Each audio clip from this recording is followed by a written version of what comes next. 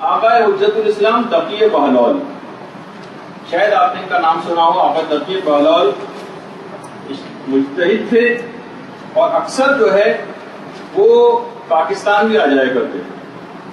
اکثر تقریباً 32 سال یہ مختلف ممالک میں جیلوں کے اندر قید رہے ہیں اور ظالموں کو حکمرانوں کے خلاف آواز بلند کرتے رہے. حافظہ ان کا اس قدر قوی تھا، اس قدر قوی تھا، وہ خود فرماتے تھے اس وقت پوری دنیا میں میرے مقابلے کا حافظہ کسی کے پاس بھی نہیں. اور 2 لاکھ تو فقط قرآن و حدیث تو چھوڑی، وہ تو زبانی یاد ہی تھی. 2 لاکھ تو فقط اشعار یاد تھے، 2 لاکھ. اور ان 2 لاکھ اشعار میں سے تقریباً 30,000 اشعار تو فقط اور فقط شہزادی کونین سلام اللہ علیہ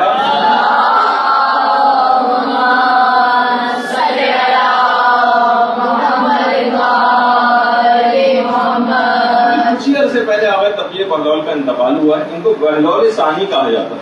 بہلول اول تو وہ تھے جو کہ بادشاہوں کے دور میں ائمہ کے ادوار میں تھے، اور بہرحال کے پاکستان آ جاتے تھے اور اکثر بتائے بغیر بھی آ جاتے تھے. پروٹوکول وغیرہ بھی ہوتا تھا، جہاں کہیں ملیر وغیرہ کے علاقے میں آ کر ٹھہرتے تھے. تو جب ایرانی کانسلیٹ کو پتہ چلتا تھا تو بھگدڑ مچ جاتی تھی، گاڑیاں پہنچ جاتی تھی، پولیس گارڈ وغیرہ جاتی تھی. تو بہرحال یہ بالکل ایک سیدھے سادے سے اپنے اولیے کے اندر، اور اکثر بازاروں میں اس طرح سے گھومتے بھی پھرتے تھے پاکستان آ کے. ابھی کچھ چند سال پہلے ان کا انتقال ہوا. تو بہلول اول تو وہ تھے جو اس سے پہلے ان کو بہلول ثانی کہا جاتا ہے. وہ بھی خیر آپ کو معلوم ہی ہے کہ وہ یعنی کوئی دیوانے نہیں تھے. خود ہارون بھی یہ جانتا تھا یہ بات، ہارون رشید عباسی، کہ یہ جو ہیں کوئی دیوانے نہیں ہے، بلکہ خود کہتا تھا کہ ما جنہ ولکن فر بدینہ منا. وہ کہتا تھا مجھے معلوم ہے کہ یہ دیوانے نہیں ہیں، بلکہ فقط اپنے دین کو بچانے کی خاطر مجھ سے بھاگ رہے ہیں. یہ جملہ ہے ہارون رشید کا. تو بہرحال ان کے متعلق مجھے ایک بات بتانی ہے، خاص طور پر ان کی زوجہ کے متعلق، جس سے آپ کو ایک چیز کا اندازہ ہو جائے گا کہ ہر صورت میں اپنے آپ کو ان گناہوں سے بچانا کس قدر ضروری ہے، خاص طور پر غیبت کے اس گناہ سے جو بھی گفتگو میں آئے گی. ورنہ یہ دیندار خواتین یا مجالس پڑھنے والے بھی جو اس کی مذمت کرتی ہیں، وہ بھی اگر اس میں گرفتار رہیں تو آپ خود سوچیے کہ ابھی اس کا انجام وہ ہوگا جو بھی آپ سنیں. آقا تقی بہلول نے خود اپنی سوانح عمری جو بیان کی ہے اس میں کہتے ہیں کہ مجھے اپنی زوجہ سے بڑی محبت تھی. اس کے انتقال کے بعد میں اکثر اس کو یاد کر کے روتا تھا. اور ایک دفعہ انہوں نے کہا کہ پروردگار، اگر وہ میری بیوی نجات یافتہ، اگر وہ نجات یافتہ ہے تو وہ میرے خواب میں آئے. ایک دفعہ اس کو اسی طرح سے یاد کر رہے تھے کہ سو گئے. دیکھا انہوں نے کہ کوئی شخص دروازے پہ دقت الباب جسے کہا جاتا ہے، وہ کوئی دروازہ کھٹکھٹا رہا، اور کسی شخص نے آ کر کہا کہ تمہاری بیوی تمہارا باہر انتظار کر رہی ہے. شیخ بہلول کہتے ہیں کہ میں فوراً باہر نکلا. بہلول تو ان کو لوگ کہنے لگے تھے، ان کی ظالم حکمرانوں کے خلاف جدوجہد دیکھ کے، ویسے ان کا نام تھا تقی، کہ آپ کی بیوی آپ کا انتظار کر رہی ہے. کہہ رہے میں فوراً گھر سے باہر نکلا تو دیکھا دروازے پر میری مرحومہ جو بیوی ہے وہ بہترین کپڑے اور سبز رنگ کی چادر پہن کے کھڑی ہوئی ہے. یہ حیران رہ گئے، ارے تمہارا تو انتقال ہو چکا تھا، میں تو خود تمہیں دفن کر کے آیا ہوں. اس نے کہا ہاں آپ نے تو مجھ کو بلایا اور مجھے تھوڑی دیر کے لیے فقط اجازت کی ہے تو میں آپ کے پاس آئی ہوں، مجھے بھی آپ سے ایک کام ہے. تقی بہلول کہنے لگے میں نے اس سے پوچھا کہ کیا کام ہے اور تم آئیں کس طرح سے یہاں پر؟ اس نے کہا اس چھوٹے سفید طیارے میں جو پیچھے کھڑا ہوا. کہہ رہے ہیں پیچھے جب اس کو دیکھا تو میں دیکھ کر حیران رہ گیا، اتنا خوبصورت اور بہترین سواری. دیکھو جنت میں ملتا بھی ہے نا کہ جنت میں کس طرح سے لوگ اڑتے پھریں گے اور ایک فلائنگ کارپیٹ اور اس کا جو ایک آپ کے دماغ میں تصور آتا ہے. بہرحال جنت کی ایک سواری. کہہ رہے میں دیکھ کر اسے حیران رہ گیا. کہنے لگی کہ یہ تو آپ اسے دیکھ کر حیران ہو رہے ہیں، جنتیوں کے پاس ایسی ایسی سواریاں ہیں کہ میں اپنی سواری اور ان کی سواری جب دیکھتی ہوں تو اپنی سواری پر شرمندگی محسوس کرتی ہوں. اور کہہ رہے ہیں کہ ایسے ایسے جہاز ہیں وہاں پر کہ جو نہ آنکھوں نے کبھی دیکھے اور نہ سنے، اور ہر آن ان سواریوں کا ایک الگ جلوہ ہوتا ہے جنت میں. انہوں نے کہا کہ جب اعمال کی جانچ پڑتال میری ہو رہی تھی تو سوائے ایک گناہ کے میرے نام اعمال میں کوئی اور گناہ نہیں تھا، غیبت کا گناہ۔ مجھے اس کی بنا پر فشار قبر بھی ہوا اور یہ حکم ہوا کہ مجھے ان ارواح کے ساتھ برزخی زندگی کے اندر رکھا جائے جن پر قیامت تک عذاب ہوتا رہتا۔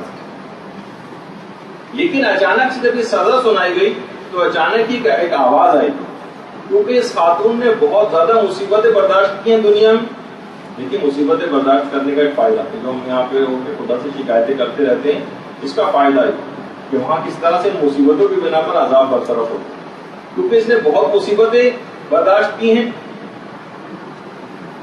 تو اور سوائے غیبت کے اس کا کوئی اور گناہ بھی نہیں، تو اس کو ان ارواح کے ساتھ نہ رکھا جائے اور اسے قیامت تک کی مہلت دی جائے کہ جن لوگوں کی اس نے غیبتیں کی ان سے جا کر کے معافی مانگے۔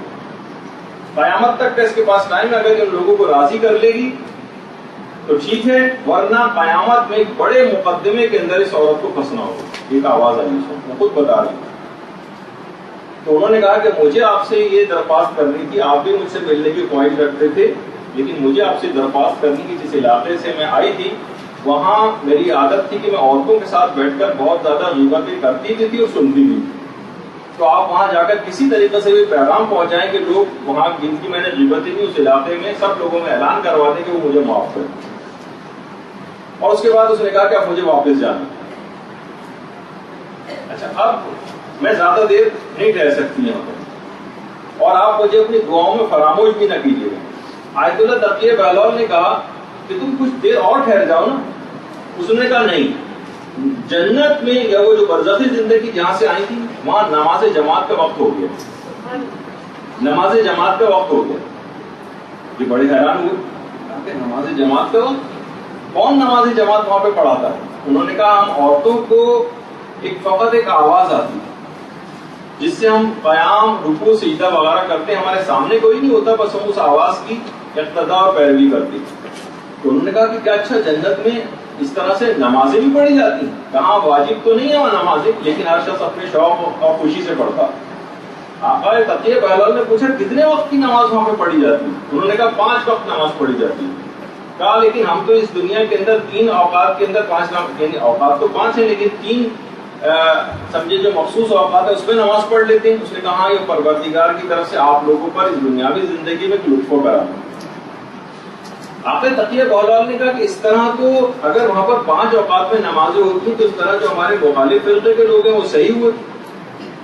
انہوں نے کہا کہ یہ بات یاد رکھ لیجئے کہ جو شخص بھی اہل بیت کی محبت نہیں رکھتا اس کی وہ نماز قبول ہی نہیں ہوتی، اور فقط اتنی نماز قبول ہوتی ہے کہ جتنی وہ محبت اہل بیت اس دنیا میں رکھتا ہے، یعنی وہ غیر شیعہ۔ اور کہا کہ برزخی زندگی میں ان لوگوں کی نمازیں غیر شیعوں کی یہ وحشی جانوروں کی شکل میں نظر آتی ہیں، اور ان کی نمازیں ریچھوں اور بندروں کا رقص جیسی محسوس ہوتی ہیں برزخی زندگی۔ اور جتنی فقط ان لوگوں کو محبت اہل بیت ہوتی ہے فقط اتنی ان کی نمازیں جو ہے قبول کی جاتی ہیں، اور کچھ کو آسانیاں کچھ مہیا کی جاتی ہیں اور ان آسانیوں کے بعد ان کے عذاب میں تخفیف کی جاتی ہے۔ اور ان میں سے زیادہ تر کی جو نمازوں کا ثواب ہے شیعوں کے نامہ اعمال میں منتقل کر دیا جاتا ہے۔ لیکن کتنا تفصیلی خواب ہے، ایک ایک چیز ان کی بیوی نے ان کو خواب میں بتائی۔ اچانک سے پھر ایک تیز آواز آتی ہے کہ ملاقات کا وقت ختم ہو گیا ہے، اور وہ فوراً وہ کہتی ہے کہ بیوی کہتی ہے خدا حافظ، اور اس کے بعد بجلی کی تیزی سے اپنی سواری پر سوار ہوتی ہے، وہ جہاز پرواز کر جاتا ہے۔ اور اسی وقت شیخ تقیہ بہلول کہتے ہیں کہ میری جو ہے آنکھ کھل گئی۔ اس کے بعد میں اپنی اس بیوی کے علاقے میں تو نہیں جا سکا، لیکن میں نے وہاں پر بہرحال پیغام پہنچوا دیا کہ اس کو سب لوگ معاف کر دیں۔ وہاں کے علاقے کے لوگوں نے باقاعدہ سب لوگ آپس میں ملے اور اجتماعی طور پر میری بیوی کے لیے دعا کی اور اس کے لیے سب نے اس کو معاف کی۔ تو آپ نے دیکھا کہ کوئی بھی اگر گناہ نہ اور فقط ایک اس کا گناہ باقی رہ جائے اگر کسی کے نامہ اعمال میں غیبت کا، اس سے ہر صورت میں اپنے آپ کو بچانا ہے، کیونکہ دینی طالب علم اگر اس گناہ کے اندر گرفتار ہو رہا ہے تو نہ صرف کہ اس کے کوئی اعمال سب کے سب ضائع ہونے کے امکانات ہیں، بلکہ ایک بڑے مصیبت اور فساد کے اندر ہی گرفتار ہو جائے گا. خاص طور پر دینی حلقوں میں جو علماء کی غیبت ہے یہ سب سے زیادہ جو ہے وہ ہونے لگتی ہے. اس سے اپنے دامن کو بچانا. برحمتك يا أرحم الراحمين وصلى الله على محمد وآله الطاهرين.